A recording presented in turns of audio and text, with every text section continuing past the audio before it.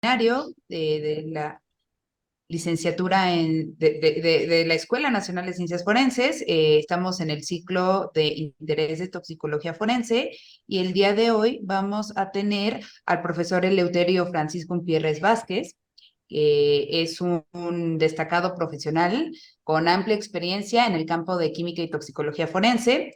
Actualmente se desempeña como profesor adjunto en la Unidad de Medio Ambiente, Drogas y Doping del Instituto Polo Tecnológico de Pando, parte de la Facultad de Química de la Universidad de la República de Uruguay desde 2001.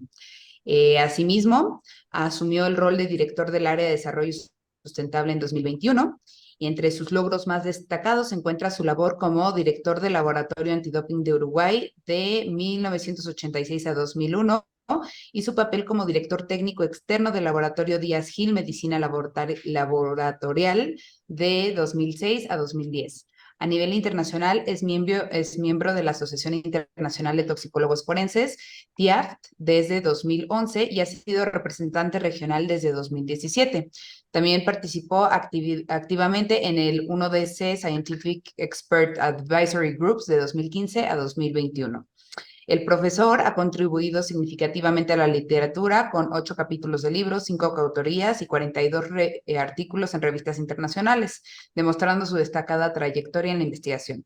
Además, ha sido reconocido con premios nacionales e internacionales en su campo. Y bueno, para mí es un placer presentar también en la TIAFT, como somos miembros María Elena, Ale Castillo y yo, a nuestro querido y bien ponderado Pancho. Y con eso le doy pie a su presentación. Gracias. No es de las cosas que más me guste estas presentaciones, pero acepto el reto de tener que asumirla. Bueno, les voy a contar las experiencias que hemos tenido en Uruguay con respecto a la identificación de drogas de interés forense en conciertos y o fiestas electrónicas.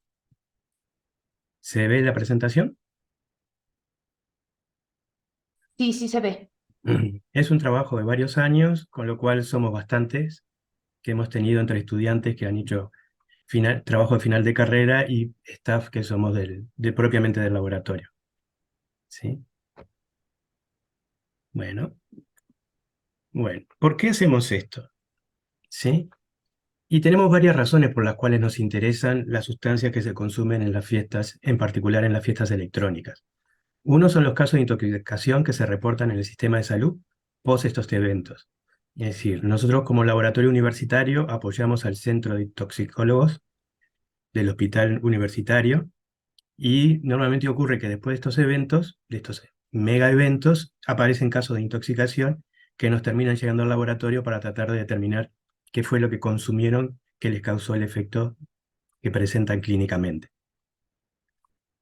Otra razón son los internados en unidades de terapia intensiva o cuidados intensivos, no sé cómo se dice en México, que también nos llegan las muestras al laboratorio de la facultad. Y bueno, y tenemos que ver, bueno, qué fue lo que consumió, por qué está esa persona de pronto con pérdida de conocimiento y sin poder recobrarlo en función de qué tomó o qué le dieron, porque también hay que jugar que a veces la gente no toma conscientemente algo. Y por último, las muertes asociadas al consumo de sustancias, ¿sí? Que bueno, eso pasa más a morgue, pero en algunos casos también nos derivan a nosotros cuando en verdad no tienen la capacidad para detectar qué es, bueno, hacemos de complemento para tratar de elucidar la razón. Y tenemos las muertes asociadas a la mala gestión en las condiciones de las fiestas. Es decir, en las fiestas electrónicas, ¿sí? Se consumen, normalmente se le dice éxtasis, pero pueden ser muchas cosas, pero eso genera unas condiciones ambientales que son propensas a que ¿cómo puedo decirlo? El riesgo se multiplique varias veces por el hecho de que no solo consumir la sustancia, sino que en las condiciones de las fiestas, lugares cerrados, alta temperatura, escasez de acceso a agua, haga que las circunstancias desencadenen más casos de muerte asociadas durante el mismo evento. ¿Sí? Cuando tenemos las fiestas electrónicas, son fiestas masivas, de jóvenes en particular, ¿sí? Muy intensas. Entonces tenemos distintas formas de aproximarlos a la problemática. les voy a plantear las distintas formas y lo que nos ha ocurrido a nosotros en las distintas formas y los hallazgos, los problemas y las ventajas. La primera y muy común son las encuestas en el evento, ¿sí? Y estas encuestas dependen 100% de la voluntad de la gente de decir. Si quiere decir que consumió, si quiere decir que consumió. Otra forma de aproximarnos es el análisis de pastillas, polvo o líquidos que se consumen en el evento. Y esto implica entrar en un campo más vidrioso, ¿sí? Y más problemático, que es, bueno, cuando uno hace análisis de pastillas, polvos en un evento, ¿qué está haciendo? ¿Estamos haciendo algo para prevenir que la gente se enferme, se muera? ¿O estamos haciendo el control de calidad de esos productos ilegales que se están comercializando en la fiesta? El análisis de saliva en evento, en esto Brasil ha sido más pionero, ¿sí? Pero lo que ocurre es que en saliva no hay muchos métodos rápidos de identificación, todo pasa al análisis en laboratorio con equipamiento costoso y con poco rango de cobertura de todas las NPS que pueden haber en el medio.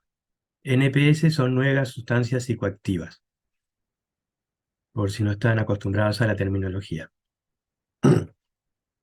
Tenemos el análisis de aguas locales, es decir, ir a las redes de saneamiento donde se está haciendo el evento y tomar muestras de ahí y sacar muestras y analizar qué drogas se consumieron durante el evento.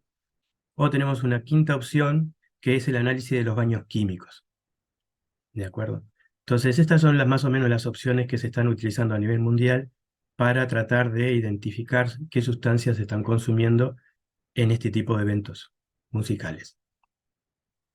Las encuestas en el evento dependen del encuestador. Es muy crítico la empatía que genere el encuestador con la persona para que lograr que ésta declare, ¿sí? Y no oculte información.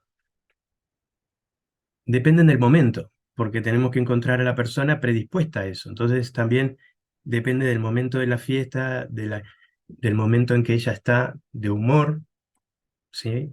O de excitación para que pueda responder sin tapujos o no, ¿sí? Depende de cómo se formulen las preguntas y las preguntas que se hagan. Muchas veces preguntas directas generan respuestas negativas o ausencia de respuestas, mientras que preguntas más diluidas, ¿sí? Logran que se llegue a un contenido más importante de lo que se preguntó. Y depende si el consumidor sabe lo que consume, porque muchas veces pueden decir, sí, sí, yo me compré una pastilla de éxtasis, pero en realidad esas pastillas de éxtasis no tienen éxtasis. Entonces hay mucho de mala información de lo que ellos mismos creen que consumen con respecto a lo que en realidad consumen. Y como siempre se puede mentir, ¿sí? Yo no consumí, ¿sí? Y con eso ya quedan aparte. Entonces, las encuestas por evento son una forma de averiguar, pero no son la forma más eficaz ni la más representativa que tenemos con respecto a lo que ocurre en una fiesta electrónica. Acá les dejo un libro, el libro Consumo de alcohol y cocaína y cafeína en el embarazo, efectos sobre el embarazo y el niño. Me buscan por el nombre en ResearchGate y ahí tengo las publicaciones y los libros.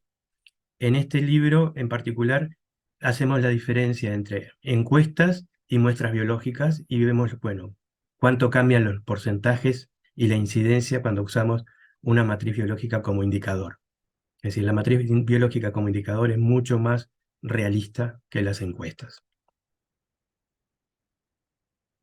El análisis de la pastilla que se consume en el evento se debe tomar en cuenta varios aspectos. Uno es el impacto social, ¿sí? Es decir, cuando uno dice voy a hacer eso, ¿qué opina la gente? ¿Qué opina el medio? ¿Qué opina la prensa? ¿Sí? Porque nosotros hicimos una sola experiencia de esa y los problemas que tuvimos fueron todos más por qué se pensó que hacíamos que con respecto a lo que se hizo, ¿sí? Otro es el impacto político. ¿Por qué? Porque hay políticos que están a favor de ciertas libertades, otros que están en contra de todo, ¿sí? Y otros que niegan que las cosas pasen. Entonces, cuando uno va y encuentra algo y lo publica, es como que los está mintiendo de que ellos dicen que no pasa nada y nosotros les decimos que están consumiendo, ¿sí? Otro es el impacto de la salud. Muchas veces en la salud no se detecta realmente qué es lo que consumió, sino que lo único que se hace es eliminar los síntomas malos. Entonces, llega alguien en situación de pérdida de conocimiento y van a tratar de recuperarlo de esa pérdida de conocimiento, porque es lo que les preocupa en emergencia. No les preocupa saber qué consumió. Entonces, a veces esa información se pierde por el camino. ¿Sí? Tenemos los casos de amnesia, pero no tenemos los casos de por qué tiene amnesia. Otro es el impacto policial. ¿Por qué? Porque nosotros vamos y estamos en una fiesta y le decimos que hay drogas y que la gente está consumiendo drogas. Entonces la policía dice, ah, pero eso nos estaban echando la culpa que no estamos haciendo el trabajo bien. ¿De acuerdo? Y también genera roces, ¿sí? Y otro que se pierde en toda esta maraña es la importancia toxicológica, ¿sí? Y vamos a ver después por qué.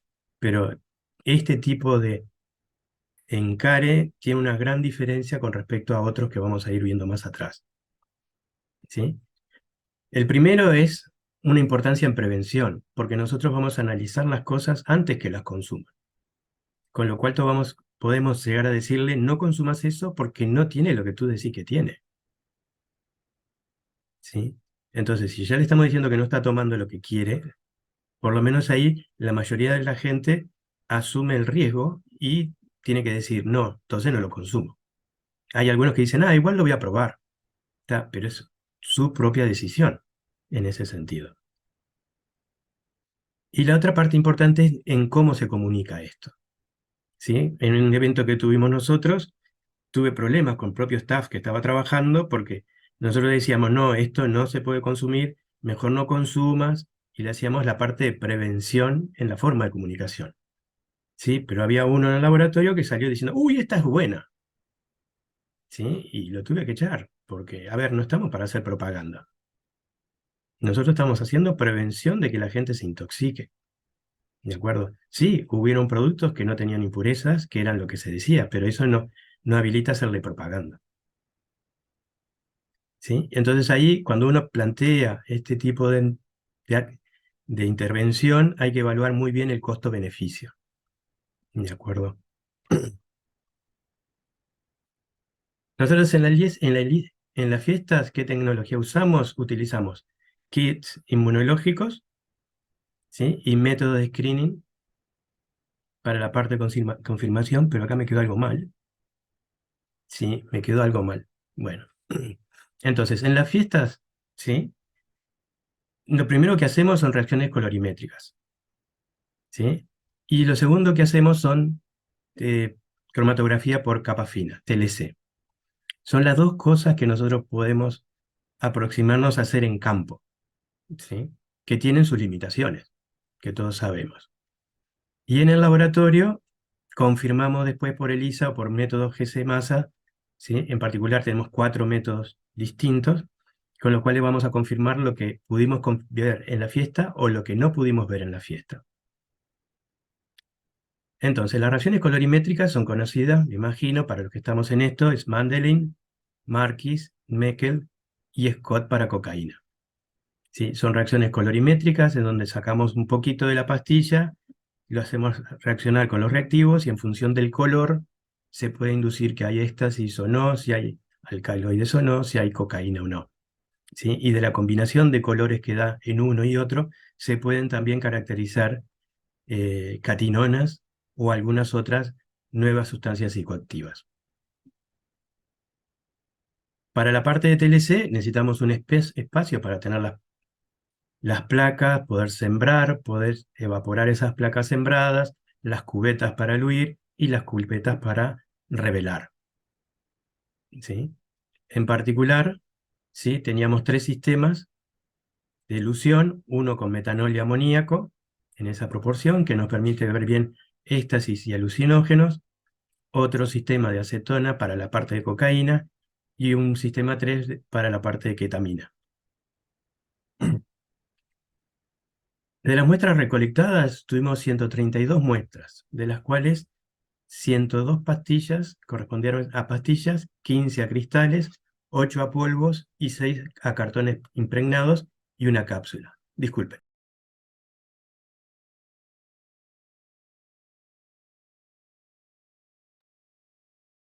eh, tenía que toser. Es decir, que en una noche tuvimos 132 muestras distintas. Eso en Uruguay equivale a casi 3 años de incautaciones. ¿De acuerdo? Porque no obtuvimos miles de la misma pastilla, sino 132 distintas. ¿De acuerdo? Y eso es algo que estaba circulando en el país en ese momento.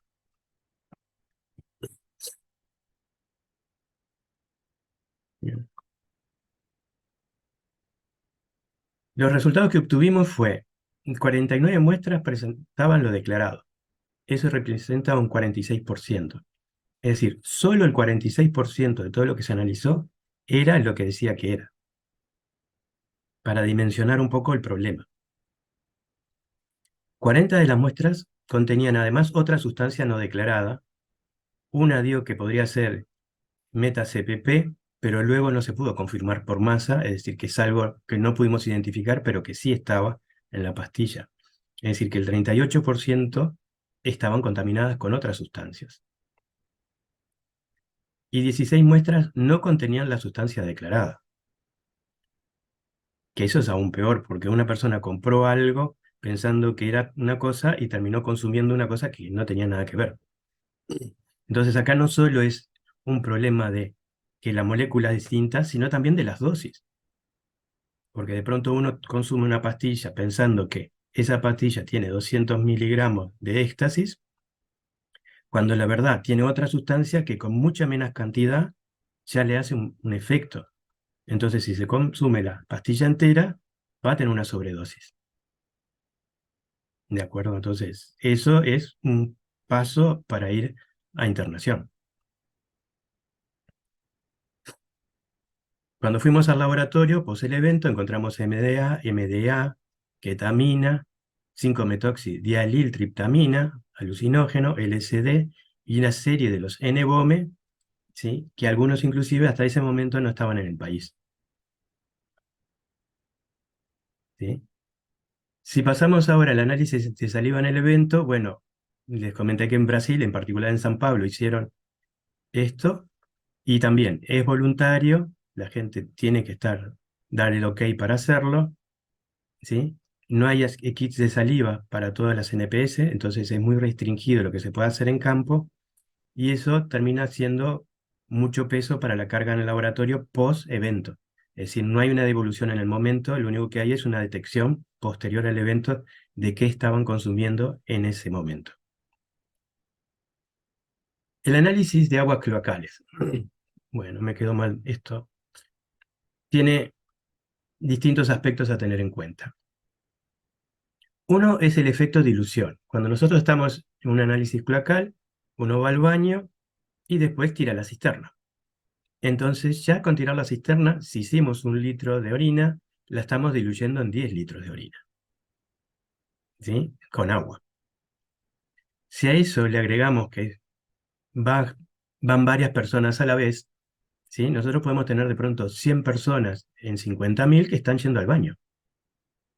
Entonces, eso va a hacer que en ese momento, además, tenga una dilución de 1 en 100, ¿sí? Con lo cual, voy a tener un efecto de dilución de 1 en 1000. Eso lo que hace es que la concentración me baje mucho más abajo en un equipo normal, ¿sí? Entonces, voy a necesitar equipos que sean muy sensibles para poder empezar a medir cosas, ¿sí? En el picogramo, ¿de acuerdo? Ya no en el nanogramo, ¿sí? Que es 10 a la menos 9, sino en 10 a la menos 12 gramos, ¿sí? Tenemos además otro efecto en las aguas cloacales, que es el efecto sumatorio. ¿Por qué? Porque nosotros, si tomamos una dilución de 100 personas, lo que vamos a tener es el cóctel de todo lo que tomaron esas 100 personas en esa muestra. Entonces voy a tener una cantidad de señales en el instrumento, algunas más intensas porque más gente consumió esa misma sustancia y otras mucho más chiquitas que están perdidas en el ruido que estamos teniendo en el instrumento porque, ¿sí? Al ser 100 a 1, ¿sí? Esa cantidad de cosas más puntuales se pierden en el ruido del equipo, ¿sí? Y además, si tomamos la dilución que se dio por el efecto acumulativo, lo que vamos a hacer es perder la capacidad de detectar las sustancias que son muy potentes, ¿de acuerdo? Porque una sustancia potente, por ejemplo, un fentanilo, la dosis puede ser de 1 microgramo por persona. Entonces estamos en 1 microgramo que se va a diluir en el volumen sanguíneo, se va a excretar en el volumen urinario, y, y eso sumado al efecto de dilución general, vamos a perder la posibilidad de detectarlo, ¿sí? Y otra condición para que el análisis en aguas cloacales tenga sentido es que se debe conocer el volumen total que está circulando por la red cloacal para poder estimar el consumo. Y no en todos los lados se tiene medidores del caudal de la red cloacal, ¿de acuerdo? ¿Preguntas hasta acá?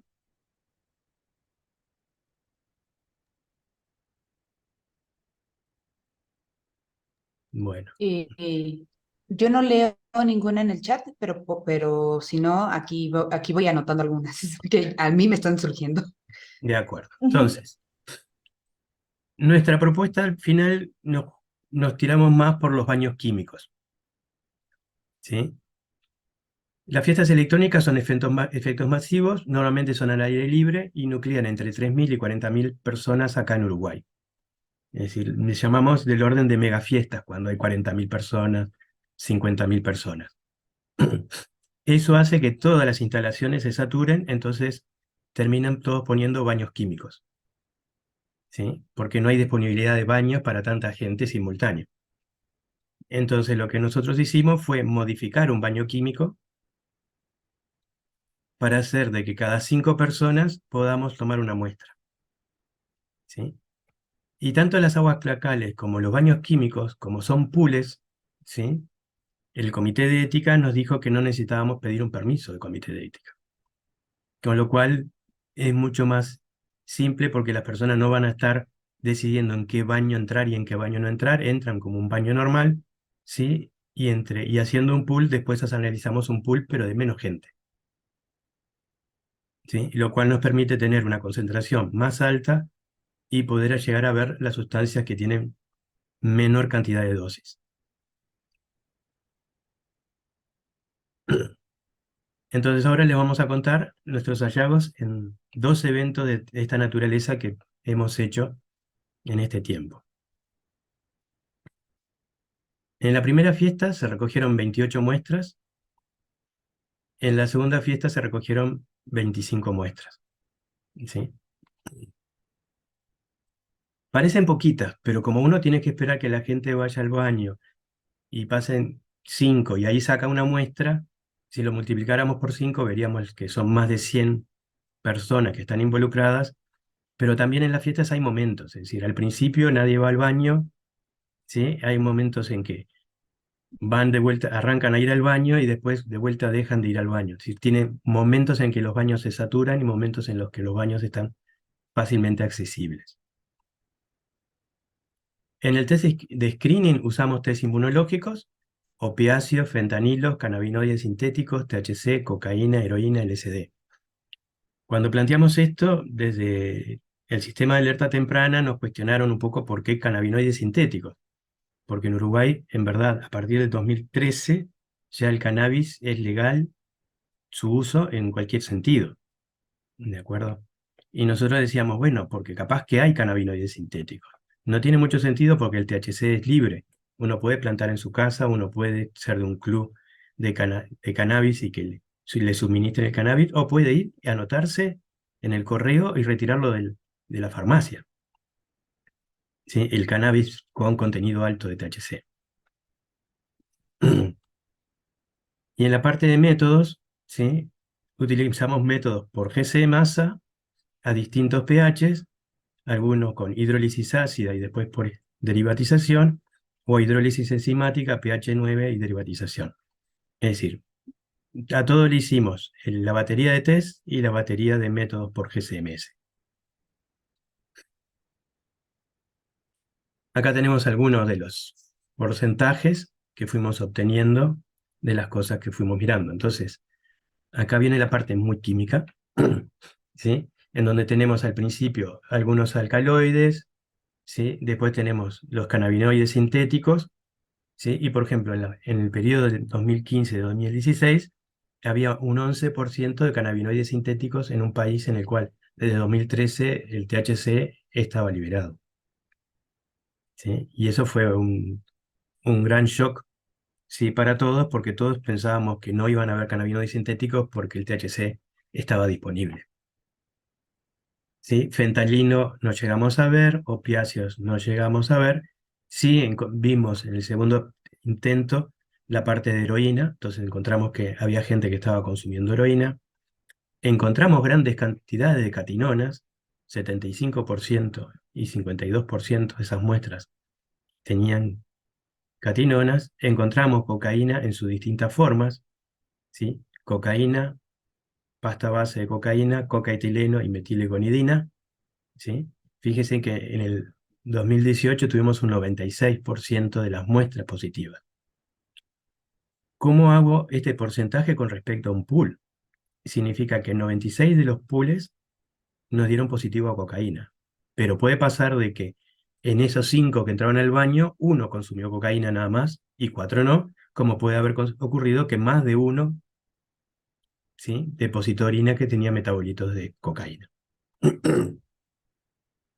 Con respecto al LSD Lampa, tuvimos 4% y 8% de hallazgos, y THC fijamos un límite de 3 nanogramos por mililitro, ¿sí? Tomando en cuenta el factor de dilución para hacer un corte parejo, y bueno, el 100% o el 96%, dependiendo del año, uno de los 5 por lo menos había consumido THC. Entonces acá ya vemos que tenemos una mezcla de sustancias, y lo que tenemos que pensar también cuando estas fiestas es que más allá que hacemos pool de 5, hay un policonsumo, ¿de acuerdo? Entonces ahí empieza otro riesgo a la salud cuando tenemos policonsumo de cómo interactúan las distintas sustancias que están consumiendo en su persona y cuánto le pueden afectar, ¿sí?, las cantidades que hayan consumido también. Si vamos al GC Masas, el GC Masas yo le digo que es un chismógrafo. ¿Se entiende la palabra chisme? Sí. Está. Porque el Masa, si quiere, nos cuenta todo lo que hizo la persona. Si se puso un bloqueador solar, si usó repelente, qué desodorante usó, podemos ver mucho. Entonces, bueno, al analizarlo por esos métodos, encontramos que un 4% en ambos eventos tenían derivado de la gamma butirolactona, ¿sí?, que en cierta manera es un estimulante alucinógeno, pero en mayor concentración hace perder la voluntad. Es decir, que puede tener un fin para un delito sexual, ¿sí?, como sustancia de delito sexual. Encontramos CBD-Fly, anfetamina, ¿sí? Cuando para la segunda vez nos preparamos mejor para las catinonas, en el MASA encontramos catinonas, pasta base de cocaína, ¿sí?, que es lo que sería una cocaína fumable, ¿sí?, 4 y 8%, bastante ketamina la primera vez, levamisol, que es un producto que se usa a nivel veterinario, pero que en nuestra región se usó mucho como adulterante de cocaína, ¿sí?, y que produce necrosis, su consumo. Nuevamente en las zonas periféricas, entonces hay necrosis de oreja, necrosis de la punta de la nariz, necrosis de algún dedo del pie. MDMA en alto porcentaje, era de esperarlo porque se supone que es lo que más se consume en las fiestas. MDPV, mescalina, ¿sí?, otro catinona, N-Bomes, ¿sí?, y algo que no esperábamos es que hubiera tanta incidencia de cocaína, pasta base o cocaetileno, ¿sí? Y eso es de la gente que está en la fiesta.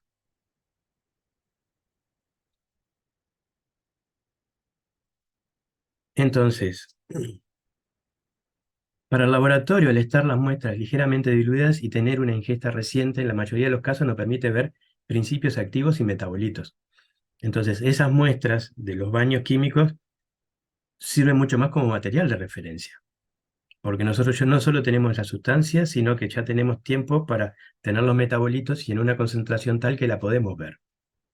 Y eso nos sirve para la parte de trabajo con intoxicaciones en seres vivos, porque nosotros ya sabemos qué drogas generan qué metabolitos y tenemos las condiciones para detectarlos en el masa y poder asociarlos con las intoxicaciones, donde muchas veces cuando nos mandan las muestras de los intoxicados, pasó mucho tiempo después de la ingesta, entonces ya el principio activo no está y lo que podemos rastrear es únicamente los metabolitos, si es que la sensibilidad del equipo nos alcanza para verlo de pronto 4 días después o 8 días después. Y este conocimiento es muy importante en casos de intoxicación, ¿sí? Esta metodología permite obtener una fuente complementaria sobre la sustancia que se consumen en las fiestas. Porque si hacemos las pastillas, vemos principios activos. Si hacemos este tipo de análisis en las fiestas, tenemos metabolitos. Entonces podemos entrar a ver metabolitos y poder ver cómo eso se complica, pero por otro lado nos soluciona los problemas cuando después nos mandan muestras de intoxicados con plazos más largos post ingesta. También proporcionan información precisa y valiosa para salud pública, de qué sustancias se consumen y con eso a poder plantear políticas de reducción de daños. Es decir, evitarlo, la única forma de evitar eso sería intervenir policialmente en la fiesta. Pero si se interviene policialmente en la fiesta, se acabó la fiesta y la gente se fue. Pero se fue para otro lado que con las redes sociales se arma rápidamente y no se logran los objetivos. Entonces lo que hay que lograr hacer es que, bueno, reducir los daños. ¿De acuerdo? Bueno, y acá ya estamos. ¿Quiénes somos? ¿Sí? Algunos de Colombia vas a reconocer, a las Alejandras. Estamos en Pando, Canelones, es una ciudad satélite de Montevideo, de 40 kilómetros. Estas son algunas de las fotos del laboratorio actual, con los GC-masas, el HPLC y el nuevo chiche que tenemos es un MP, es un plasma de nitrógeno con absorción atómica, emisión atómica, y entonces podemos ver 70 elementos de la tabla periódica para la parte de inorgánicos. Y aprovechar para hacerle una propaganda, aunque sea para recordarles que del 13 al 16 de noviembre ¿sí? Se va a hacer el 18º Congreso Regional Latinoamericano de Toxicología Forense, TIAF, en nuestro país, y que tiene traducción simultánea, pero no va a haber formato híbrido, va a ser presencial. Bueno, y gracias, y por ahí está el email, por si quieren contactarnos. Fui más rápido de lo que pensé, así que bueno, estoy pronto para que pregunten. Eh, pues muchas gracias. Voy a empezar primero por pasar las preguntas de el chat y luego pues vamos a darle pie a quienes quieran hacer preguntas. Ya veo manos levantadas. Entonces, Alexa, tu pregunta era la primera en el chat, pero si quieres hacerla en persona, adelante. Sí, es que en realidad tengo dos, pero bueno, hola doctor, me gustó mucho su plática. Pero yo no sé toxicología, entonces son preguntas de ignorancia. Siempre me llama la atención que pueden hacer estas cosas. O sea, no sé si en México se puede. Yo sé que es el sueño de mis colegas del laboratorio de toxicología, pero pues México es un país complicado. Entonces mi duda es si pudiera contarnos cómo se hace. O sea, ponen una carpa en el rave, ponen una mesa, o sea, mi pregunta es si literalmente ponen como una instalación donde dice, ven y te probamos tus drogas. O sea, si está como establecido y está claramente estipulado de qué va el asunto, o si es como más, en corto para que no sea tan evidente, porque no sé si, o sea, pienso que quizá la manera en que se establecen en la fiesta tenga que ver con que la gente se anime o no a que le prueben lo suyo.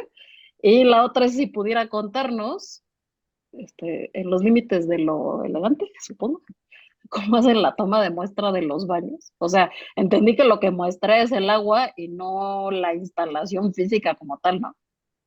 Ah, Esas son te mis dudas. cuento. Gracias. El análisis de pastillas en la fiesta, ¿sí? Tenés que conseguir el consenso de todas las autoridades que se te ocurra, ¿sí? Para que después no haya ninguna reclamo social hacia atrás.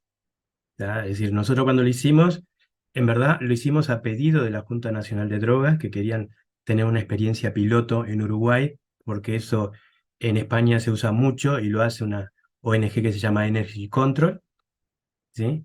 Entonces, la Intendencia de Montevideo, porque el evento iba a ser en Montevideo, terminó pagándole a la gente de Energy Control para que viniera a Uruguay a explicarnos cómo lo hacían, ¿sí? Entonces vinieron al laboratorio, hicimos todo el simulacro, preparamos todo, ¿sí? Y mientras tanto había ya hablado con Salud Pública para decirle que íbamos a hacer eso y qué hacía con lo que iba a tener, ¿sí? Porque uno no sabe con qué se puede encontrar. Entonces podíamos encontrarnos con cosas que sí había que declarar.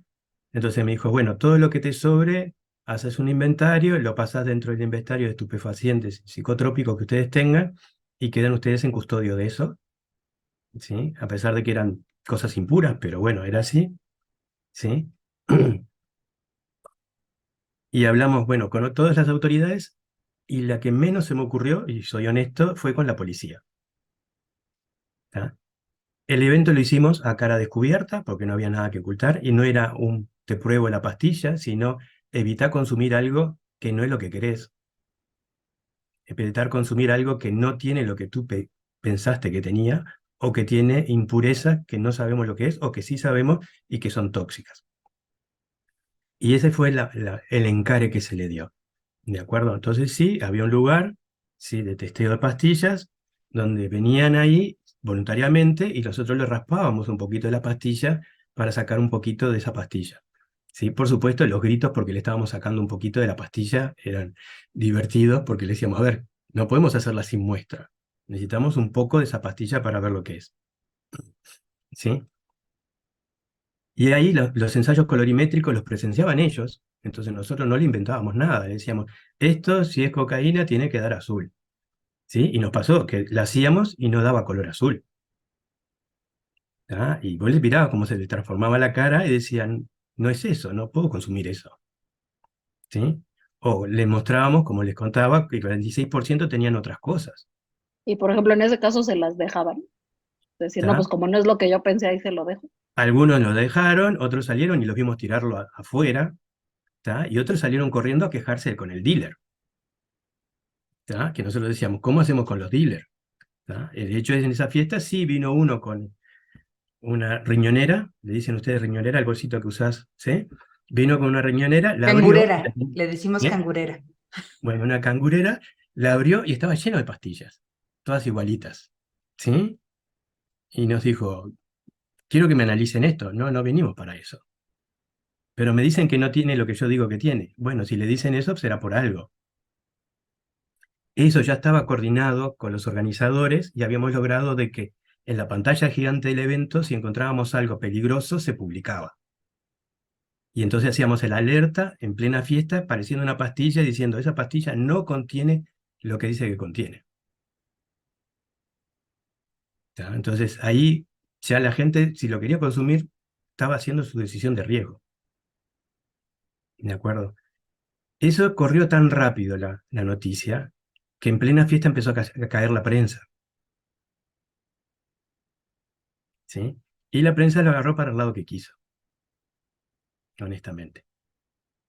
Entonces, por eso le digo, es una muy buena herramienta, pero hay que saber muy bien cómo se puede manejar y aclarar para qué se hace y cómo se hace. ¿De acuerdo? Pasando a la segunda pregunta, ¿sí? Lo que hicimos fue modificar el baño. Entonces, la orina de 5 personas se acumula en un solo contenedor y entonces ahí nosotros íbamos y sacábamos muestra de ese contenedor y pasaban otras 5 personas, se bloqueaba ese recipiente y eso nos quedaba para sacar muestra a nosotros. Entonces O sea, íbamos no se sacando, mezclaba con lo que normalmente se mezcla en el no se baño. mezclaban todas, ¿tá? Es decir, Después que nosotros sacábamos muestras, en un segundo recipiente se mezclaban todas, pero cada 5 teníamos la mezcla de 5.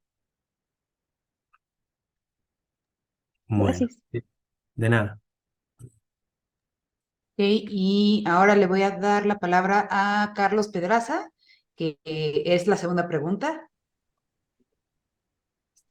Gracias, Ale. Sí, bueno, mi duda es esto, ¿no? Está relacionado con esto que nos explicaba, doctor. ¿Qué tan frecuente es que se hagan estas intervenciones? ¿Cuántas veces las han hecho ustedes, no? ¿O es un mecanismo ya establecido en el que ustedes ya tienen como una frecuencia? ¿O cómo Veníamos con lo...? una frecuencia cada 2 años, ¿sí? Y nos agarró la pandemia, ¿sí? Y nos paró todo, las fiestas y todo, ¿sí? Y ahora se está empezando, pero no estamos consiguiendo los fondos, ¿sí? Porque son 4 análisis por masa, es decir, hay que conseguir fondos, ¿sí? Y eso depende de los proyectos, si los apoyan o no. Y el problema de los proyectos de investigación es que una vez que se hace algo nuevo, lo apoyan, 2, lo miran de reojo, 3, le dice no, ¿sí? Hay que buscar fuentes de otro lado. Ujú, Teníamos ahí un muy buen relacionamiento con uno de los productores de esos eventos, que de hecho fue el que nos dejó instalar la carpa cuando hicieron las pastillas y todo eso, pero se fundió con la pandemia. Entonces también está un poco eso, ¿sí? Lo que sí logramos es que la gente de la intendencia los presiona para que nos deje estar, porque son eventos privados. Nos presiona que les da la autorización si nosotros estamos. ujú, ¿De acuerdo? Así, somos un mal necesario, por decirlo de alguna forma. Entonces ahí ellos nos apoyan para que nos dejen entrar y estar. ujú. Claro. Muchas gracias, doctor. Tengo algunas otras, pero dejo a mis compañeros. Gracias. No de nada. Bueno, en ese caso le doy la palabra a Marilena. ¿Qué tal, doctor? Buenas tardes. Pues un placer haberle escuchado. Ya sabrá que tiene fans aquí en México. Las Sales siempre han hablado mucho de usted y de su trabajo, entonces lo tengo muy presente porque justamente ellas me han contado mucho de ese trabajo y pues me parece un trabajo muy interesante, sin duda. Yo quería consultarle, seguramente ya le han platicado ellas. Aquí en México tenemos nosotros como laboratorio universitario muchas limitaciones para poder adquirir los estándares. Es decir, si nosotros quisiéramos hacer o participar en algo similar a lo que ustedes hacen, pues lo primero que requerimos son estándares que nos permitan garantizar pues la confiabilidad de los resultados que se van a emitir. Pues tenemos muchos problemas para eso, a pesar de que la Ley General de Salud dice que está aprobado el uso de este tipo de sustancias para investigación, pues lo cierto es que siempre hay un permiso adicional que sacar que impide que puedas tenerlos en el laboratorio, ¿no? ¿Ustedes cómo se manejan en ese sentido? A ver, eso es algo muy común en Latinoamérica, ¿sí? Los entes reguladores son más estrictos de lo que son en otros países y los límites que ponen son a veces hasta ridículos con respecto a la realidad. Es decir, cuando uno dice voy a comprar cocaína, 1 miligramo por mililitro, que es una ampollita que en Estados Unidos se vende libremente en esa concentración, y en Europa también, a nuestro país nos pidan todos los requisitos legales como si estuviéramos comprando una dosis, y una dosis son 100 veces más, ¿sí? O incluso que nos pidan toda una cantidad de formularios y cosas para comprar un metabolito que no es psicoactivo, ¿sí? Que sirve para caracterizar una droga, también en 100 o 1000 veces menos que una dosis, ¿de acuerdo? Pero eso no lo entiende. ¿Ah? Entonces uno tiene que ir por el carril de, bueno, ¿cómo hago para tenerlo? Porque contra esa semántica no podemos cambiar, ¿sí?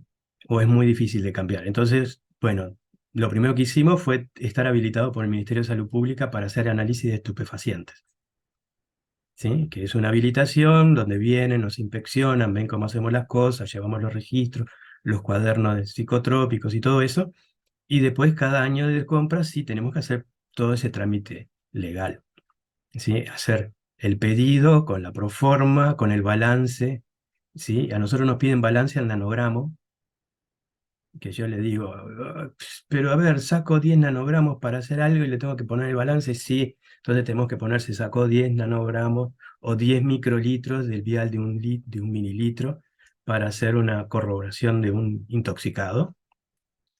Pero bueno, son las cosas que nos piden para poder funcionar en blanco, ¿sí? Y no estar en negro. ¿Sí? Por supuesto que hay colegas que hacen cosas en negro, ¿sí? Porque siempre hay formas de evadir cosas, pero es la única forma. Lo que sí les puedo comentar es que hay un documento de Naciones Unidas que trata este punto y lo trata como sugerencia para todos los fiscalizadores y las aduanas. A veces conviene decirle, bueno, mire lo que dice Naciones Unidas con respecto a esto.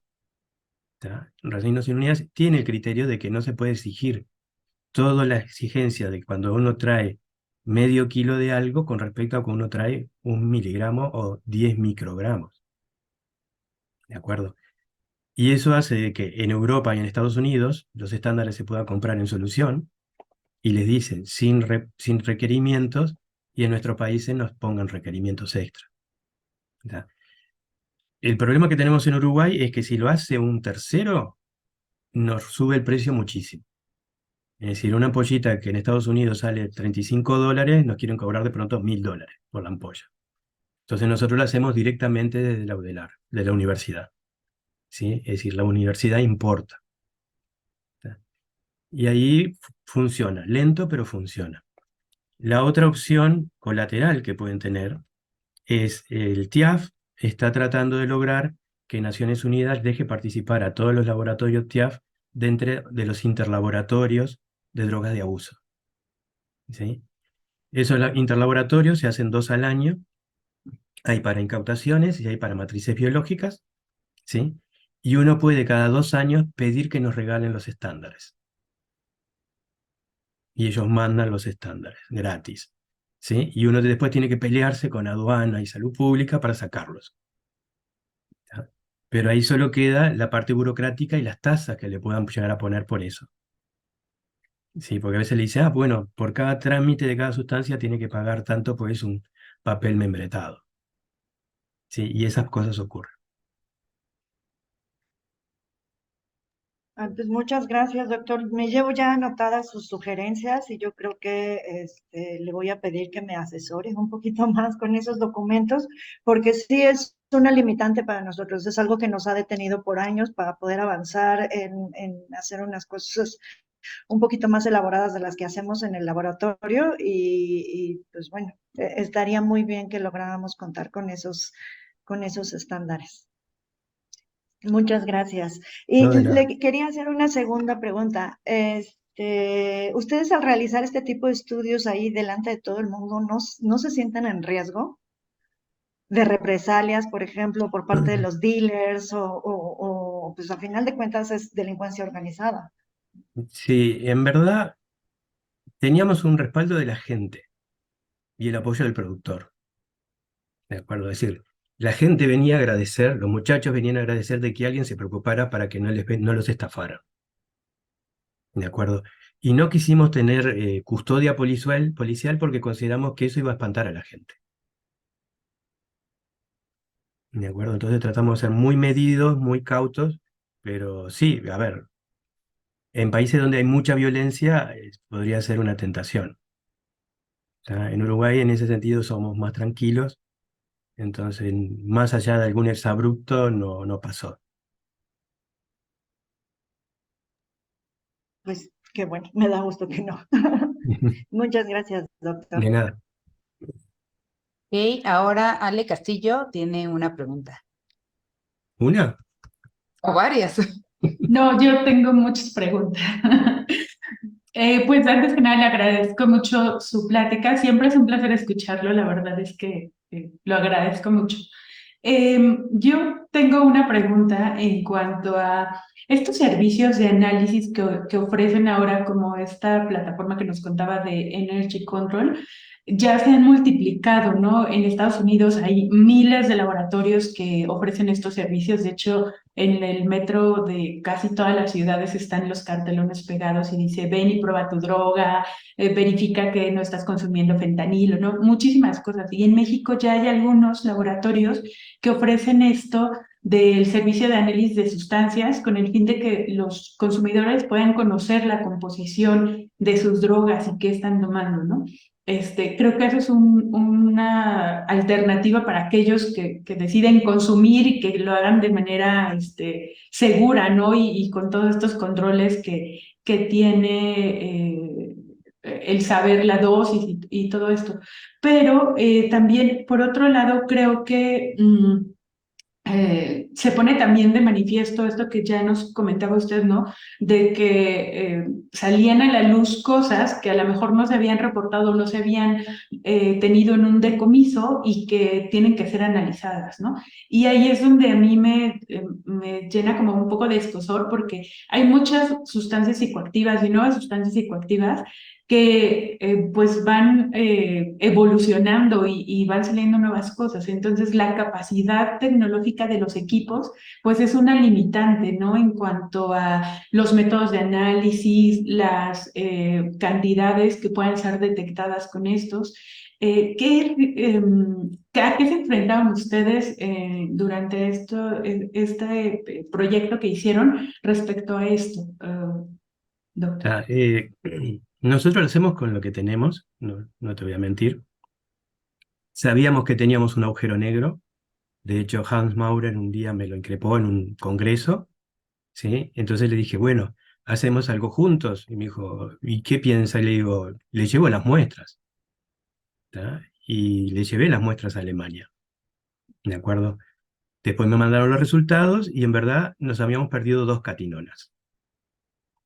Eso es lo que nos habíamos perdido. Y dije, bueno, está, costo-beneficio ampliamente a favor, ¿de acuerdo? Nosotros ahora en la segunda fiesta hicimos un convenio con Brasil, que está más cerquita, y armamos un proyecto de cooperación internacional con la Universidad de Ciencia de la Salud de Río Grande do Sur, y Majo se fue para allá un mes, María José, que la conocen ustedes, para trabajar en un TOF. ¿Tá? Y bueno, y en el TOF encontró algunas cosas más. Hidroxi N-Bomes que nosotros no estábamos viendo. Es decir, la tecnología cada vez es más grande y más exigente, pero lo es para todos. Es decir, los laboratorios a nivel mundial que están en estos temas ya tienen todos un RMN de 400 MHz. ¿Tá? Y algunos ya tienen químicos orgánicos sintetizando los metabolitos para poder cubrir los agujeros, porque no hay proveedores metabolitos, vienen lentos con respecto a lo que ocurre. ¿Tá? Y vienen lentos también el ajuste de las leyes. Entonces hay pila de sustancias nuevas que no están comprendidas dentro de las leyes, que se comercializan, pero el día que aparezcan en la ley, dejan de aparecer, pero nosotros mientras tanto tenemos casos de intoxicados por eso. ¿Sí? Ya sea porque la tomaron como si fuera la dosis de otra cosa, o porque no sabían lo que tenían y bueno, o sea, le generó un mal viaje o le pasó algo. Entonces, la carrera, yo le digo carrera armamentista, estamos en ella. ¿Sí? Los que tienen capital la van a seguir, nosotros haremos lo que podemos con nuestros medios a nuestro país. Pero soy siempre de la idea de que hacer algo es mucho mejor que nada.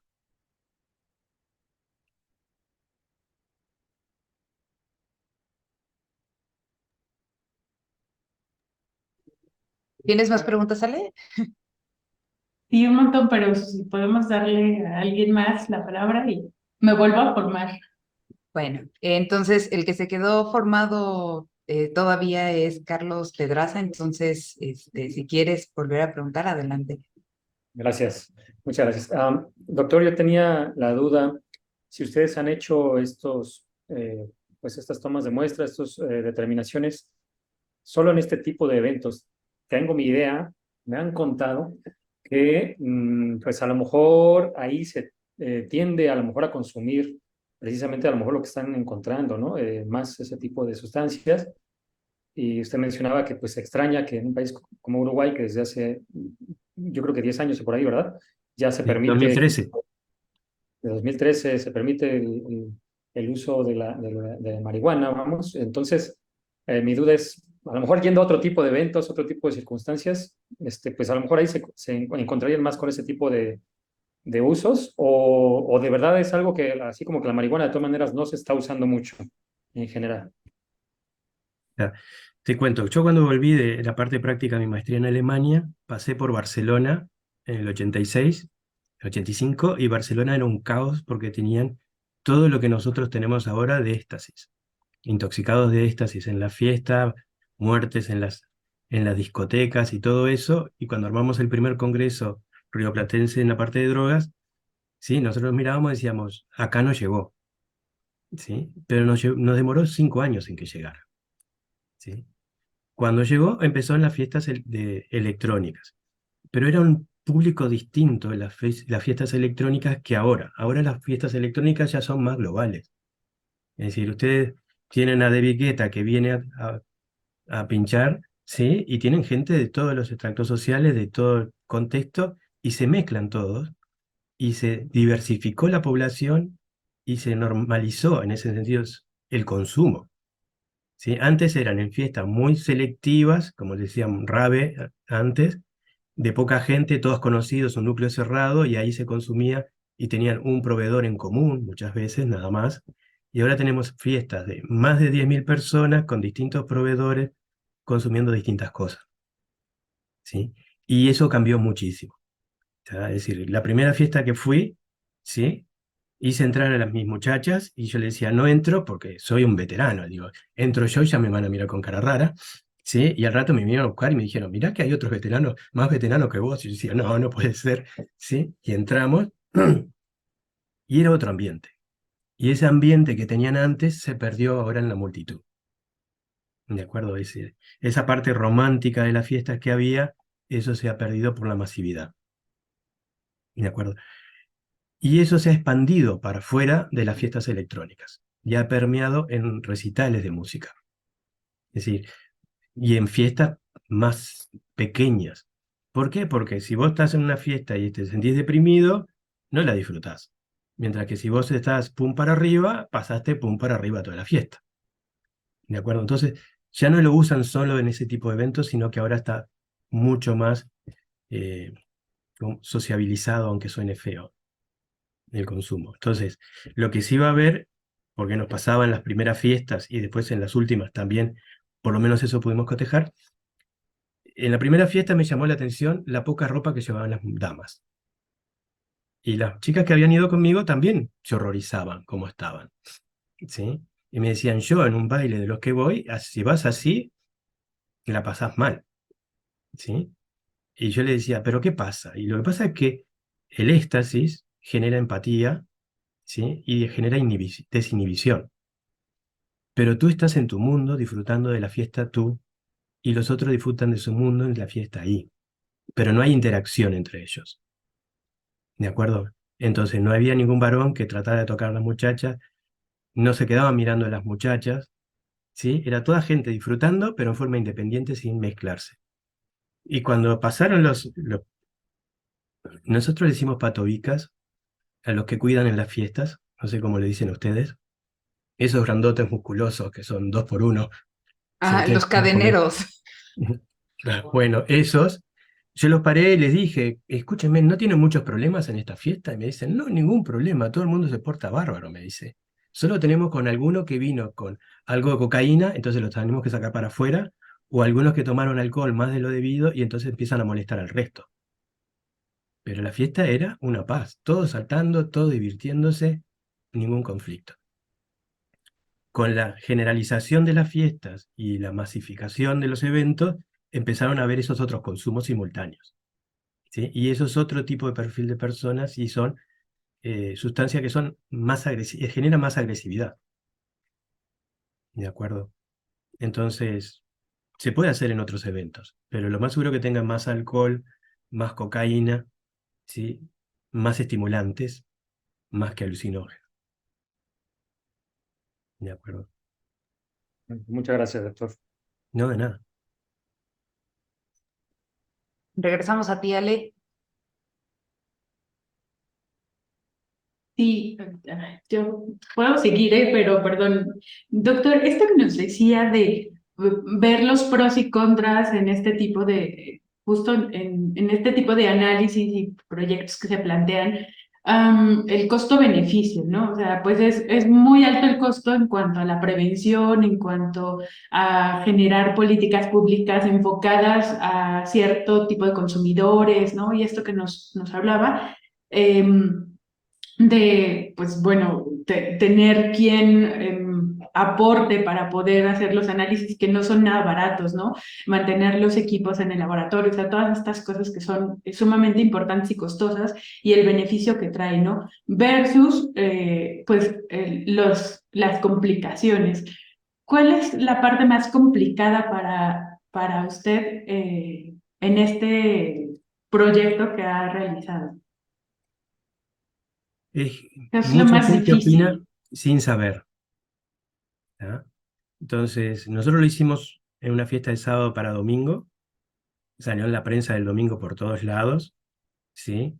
Empezaron a cuestionar hasta los mismos que nos habían dicho que sí,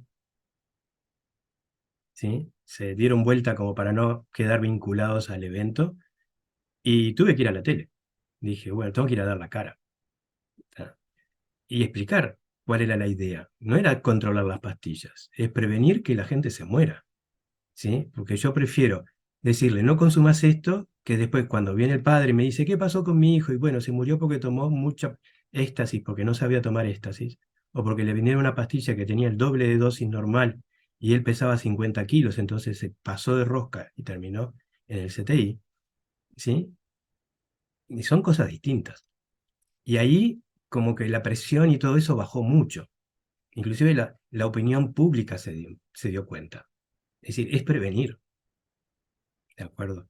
Si nosotros prevenimos, evitamos muertes, ¿sí? Lo que pasa es que estamos marcando que sí hay un problema, que sí existe tráfico, que sí existe esas cosas, que a veces la gente lo niega para no asumir los roles que tiene que asumir. ¿De acuerdo? Hablar con los hijos, explicarles, ¿sí? Hacerles tomar conciencia, que tengan conocimiento de lo que hacen antes de tomar decisiones, ¿sí? Porque si no educamos, no vamos a recoger frutos. Si solo sancionamos, tampoco generamos racionamiento.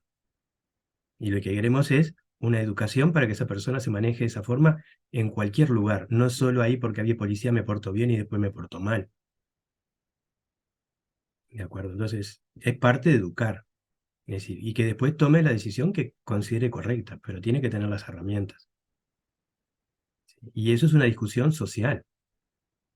Sí, porque es reconocer que pasan cosas en la sociedad que a veces están deslindadas porque, no, eso solo le pasa a los niños ricos, como me decían al principio, ese es el problema de niños ricos. Sí, porque las pastillas antes salían $50, pero ahora las pastillas salen $20. ¿Ya? Sale lo mismo que una botella de agua en la fiesta. ¿Sí? Entonces, es una parte difícil y es difícil asumir el riesgo, pero hay que ser consciente del paso que uno da para cubrirse lo mejor, ¿sí? En hacer las cosas bien y que quede claro qué estás haciendo, para qué lo estás haciendo.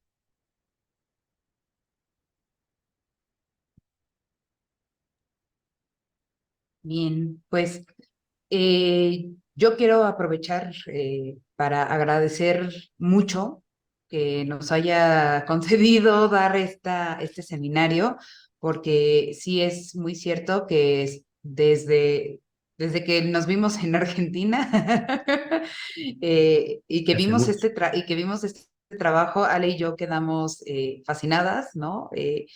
Siempre hemos creído que Uruguay es punta de lanza en toxicología forense y lo seguimos creyendo y te agradecemos mucho tu participación y tu tiempo.